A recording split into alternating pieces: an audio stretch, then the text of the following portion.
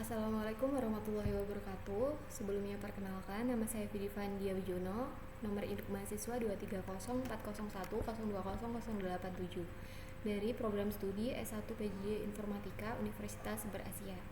Pada kesempatan kali ini, saya akan mempresentasikan pembahasan soal ujian akhir semester, khususnya untuk mata kuliah jaringan VoIP. Dalam presentasi ini terdapat 3 pembahasan utama, yaitu yang pertama, Quality of Service atau QoS, kemudian yang kedua mengenai konsep interworking pada jaringan VoIP, dan yang ketiga mengenai mekanisme incoming call dan juga outgoing call pada jaringan VoIP. Selanjutnya adalah pembahasan mengenai Quality of Service. Model monitoring QoS merupakan model pengamatan kualitas layanan yang digunakan untuk menggambarkan kondisi dan kualitas suatu jaringan. Dalam model monitoring QoS sendiri terdapat beberapa bagian utama. Untuk bagian pertama yaitu monitoring application. Monitoring application merupakan bagian yang berinteraksi langsung dengan pengguna, misalnya administrator jaringan. Fungsi dari monitoring application ini adalah memberikan peringatan ketika terjadi penurunan kualitas layanan, menampilkan data performa dalam bentuk dashboard, grafik, tabel, dan juga laporan, serta menyediakan pengaturan parameter dari monitoring. Kemudian bagian kedua terdapat QoS monitoring, di mana ini merupakan perangkat yang bertugas untuk mengelola dan menganalisis data mentah atau raw data dari jaringan menjadi parameter metrik QoS.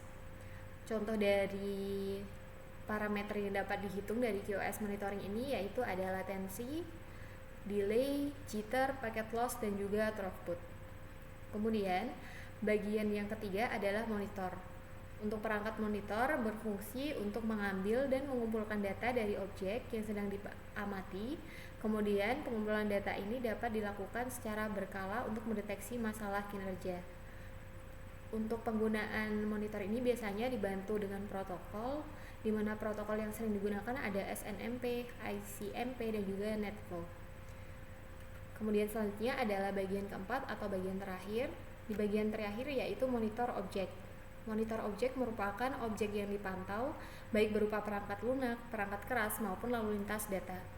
Objek ini menyediakan data mentah mengenai kondisi jaringan, seperti contoh jumlah paket yang dikirim, waktu temu paket, dan juga status perangkat.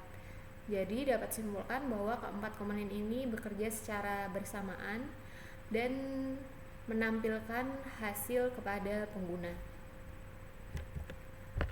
Kemudian selanjutnya saya akan menjelaskan mengenai konsep interworking jaringan VoIP.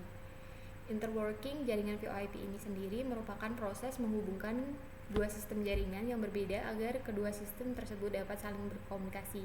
Contohnya, ketika kita mencoba untuk menyambungkan jaringan VoIP dengan jaringan lain, misalnya adalah jaringan telepon berbasis sekuit atau TDM. Untuk komponen dari interworking jaringan VoIP ini terdapat beberapa, yaitu ada komponen pertama yaitu berupa signaling gateway atau SG. Signaling gateway ini berfungsi sebagai penerjemah dan penerus informasi kontrol sinyal panggilan antar jaringan yang berbeda. Contohnya adalah sistem persinyalan pada jaringan konvensional berbasis TDM dengan jaringan modern berbasis IP. Kemudian yang kedua ada komponen Media Gateway Controller atau MGC. Media Gateway Controller ini dapat dianggap sebagai pusat kendali atau otak dari sistem. MGC ini bertugas untuk mengatur, mengontrol, dan mengelola panggilan serta manajemen sesi pada media gateway. Kemudian komponen ketiga ada Media Gateway atau MG. MG atau Media Gateway ini bertugas menangani aliran media seperti suara, video, atau fax dari jaringan yang berbeda. Untuk Media Gateway ini dapat melakukan konversi media dan protokol sehingga komunikasi antar jaringan yang berbasis IP dan juga konvensional ini dapat berlangsung dengan baik. Lalu yang komponen terakhir adalah Session Border Controller atau SBC. Untuk SBC ini ditempatkan pada batas jaringan dan berfungsi untuk melindungi, mengatur, serta mengontrol komunikasi suara, video, dan multimedia berbasis IP. Jadi secara sederhana SG ini menangani persinyalan, kemudian MGC menjadi pusat kendali, dan kemudian MG menangani media, sedangkan SBC membantu mengamankan dan mengontrol komunikasi pada batas jaringan. Kemudian pada slide terakhir ini, yaitu saya akan menjelaskan mengenai mekanisme incoming call dan outgoing call pada jaringan VoIP. Sistem yang digunakan terdiri dari jaringan IP atau sistem VoIP dan jaringan PSTN atau Public Switch Telephone Network. Untuk kedua jaringan tersebut sering dihubungkan menggunakan VoIP server atau gateway. Untuk proses incoming call, pertama adalah ada panggilan yang dimulai dari jaringan PSTN menuju jaringan IP atau VoIP. Sebagai contoh, pengguna telepon pada jaringan PSTN dengan nomor 202 melakukan panggilan ke pengguna VoIP dengan nomor 102. Pertama, panggilan dimulai dari perangkat telepon PSTN, kemudian sinyal panggilan tersebut dikirim dan diproses oleh PABX. Kemudian diteruskan menuju VoIP server, dan setelah itu sinyal tersebut melewati jaringan IP. Ketika diterima oleh VoIP server, sinyal tersebut diproses dan diubah menjadi komunikasi berbasis IP. Selanjutnya, VoIP server ini meneruskan panggilan melalui jaringan IP menuju pengguna VoIP nomor 102. Perangkat IP ini dengan 102 kemudian berdering, dan apabila penggunanya mengangkat telepon tersebut, maka komunikasi suara terjadi antara pengguna PSTN dengan nomor 202 dan pengguna VoIP dengan nomor telepon 102 dapat berlangsung. Kemudian selanjutnya saya akan menjelaskan mengenai sistem outgoing call. Untuk outgoing call sendiri merupakan panggilan yang dimulai dari jaringan IP atau VoIP menuju jaringan PSTN, jadi dibalik. Sebagai contoh, pengguna VoIP yaitu dengan nomor 102 ingin melakukan panggilan ke pengguna PSTN dengan nomor 202.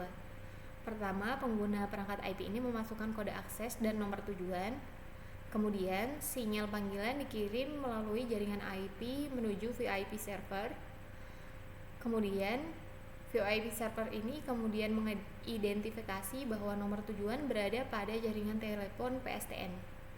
Selanjutnya, VoIP server ini mengubah sinyal dan paket data dan suara berbasis IP menjadi format yang diterima atau dapat diolah oleh jaringan telepon PSTN. Telepon melalui pengguna PSTN nomor 202 dan telepon nomor 202 kemudian akan berdering.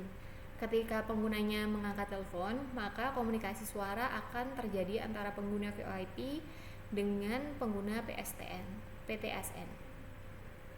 Jadi perbedaan utamanya ada antara keduanya adalah arah dari panggilannya. Demikian presentasi dari saya. Terima kasih atas perhatiannya. Wassalamualaikum warahmatullahi wabarakatuh.